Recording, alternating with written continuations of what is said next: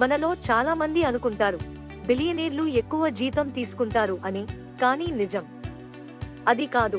బిలియనీర్లు జీతంతో కాదు, తమ సొంత బిజినెస్లతో సంపాదిస్తారు. Example visuals. Elon Musk, Mukesh Ambani వాళ్ళు కంపెనీని ఓన్ చేస్తారు. కంపెనీ గ్రో అయితే వాళ్ళ వెల్త్ కూడా పెరుగుతుంది. ఇంకో ముఖ్యమైన విషయం, వాళ్ళు షేర్లు కొనుగోలు చేస్తారు. కంపెనీ వాల్యూ పెరిగితే వారి డబ్బు మల్టిప్లై అవుతుంది. Slow emphasis. ఇది మనీ మేకింగ్ మనీ.